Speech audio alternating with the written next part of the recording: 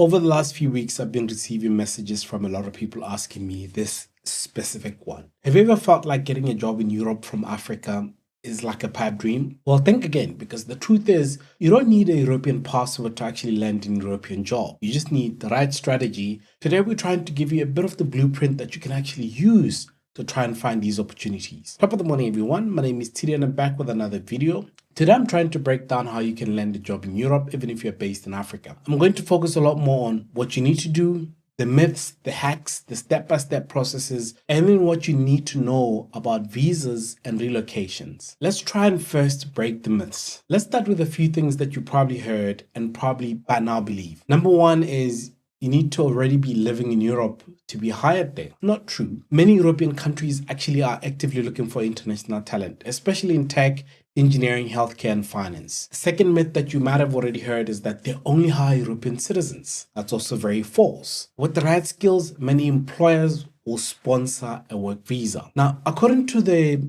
EU Blue Card Network, thousands of non-EU professionals have actually been granted work visas each year, with a significant portion of them actually coming from African countries. And as some of you guys might know, Africa has got the youngest population in the world. Now, how do we then do this? How do I land the job in these European countries? The first thing, guys, before you reach out to anybody to say, help me find a job there, is know what's in demand. That's the first most important thing. For example, don't apply blindly. Focus on countries and sectors that are actually hungry for your type of talent. The first thing is Germany, for example. Germany, the Netherlands, Ireland, Portugal, the UK, all need skilled workers. Hot industries that are currently being looked for is IT professional, engineering, healthcare, logistics, or even education, especially English teachers. One of the most helpful links that you can check out is Make It in Germany. It's an official skilled migration portal. So check it out. It might have opportunities that might actually be exciting. Number two, tailor a CV for Europe. Your African CV might not actually cut it in Europe.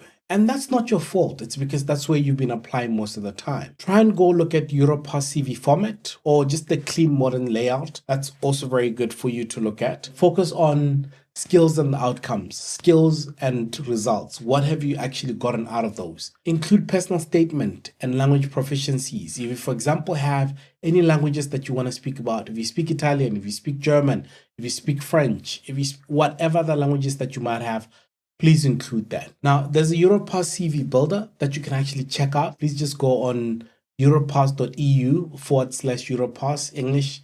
It'll help you in the best way to actually format your CV. Number three, apply on the right platforms. Don't waste time on platforms that actually don't support visa sponsorships. A few weeks ago, I spoke about the EU RES, which is basically the job portal.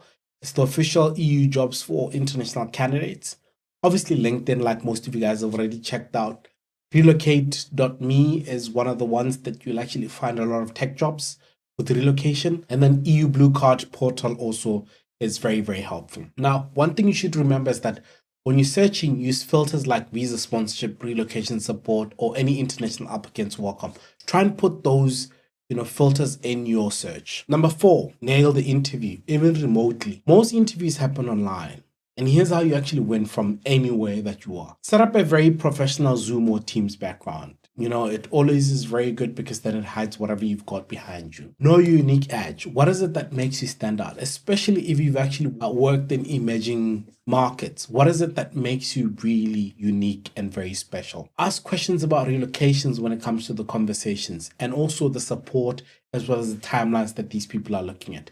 Because in most cases, we do know that it's going to take about 3 months to actually get, the stuff that you actually need. Then the next thing that you need to focus on is relocation and visa truths that are also very important. Let's try and focus on the visas. Most people assume that you need to have a visa to apply. As I mentioned before, that's not true. You get the job first, then the employer helps you initiate that visa. But remember, guys, I as a person cannot help you in that scenario because one, I'm not an immigration agent. So it's best that you actually find the jobs on the portals that I just spoke about and apply for those jobs. And once you've applied, the company will give you the support that you need. Now, the popular visas are obviously the EU Blue Card for highly skilled workers that are also needed across most of Europe. Germany's Job Seeker Visa. It lets you enter Germany to find a job.